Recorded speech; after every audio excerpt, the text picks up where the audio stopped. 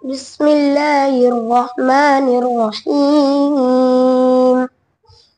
يا أيها الناس اتقوا ربكم الذي خلقكم والذين من قبلكم لعلكم تتقون الذي جعل لكم الأرض فراشا والسماء بناء وأنزل من السماء ماء فأخرج به من الثمرات رزقا لكم فلا تجعلوا لله أندادا وأنتم تعلمون.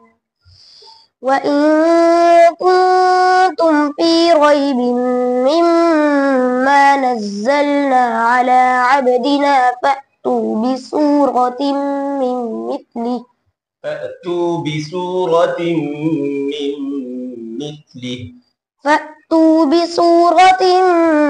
من مثله وادعوا شهداءكم من دون الله إن كنتم صادقين.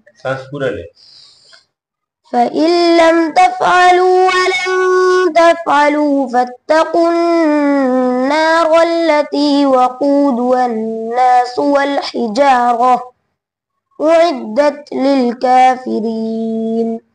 وبشر الذين آمنوا وعملوا الصالحات أن لهم جنات تجري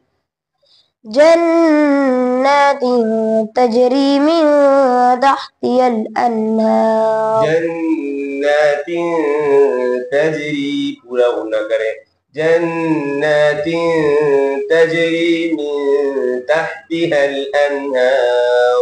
جنات تجري من تحتها الأنهار كلما رزقوا منها من ثمرة رزقا قالوا هذا الذي رزقنا من قبل وأتوا به متشابها ولهم فيها أزواج مطهرة وهم فيها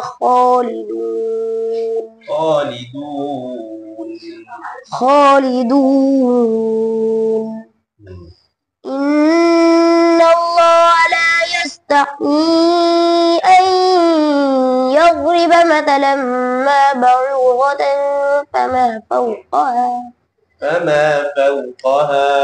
فما فوقها فأما الذين آمنوا فيعلمون أنه الحق من ربهم وأما الذين كفروا فيقولون ماذا أراد الله بهذا مثلا يضل به كثيرا ويهدي به كثيرا وما يضل به إلا الفاسقين الذين ينقضون عهد الله من بعد ميثاقه ويقطعون ما أمر الله به أن يوصل ويفسدون في الأرض أولئك هم الخاسرون.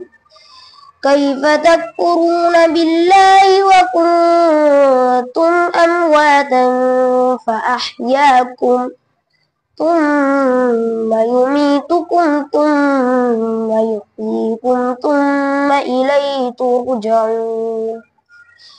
هو الذي خلق لكم ما في الأرض جميعا ثم استوى إلى السماء فسواهن 7 سماوات وهو بكل شيء عليم.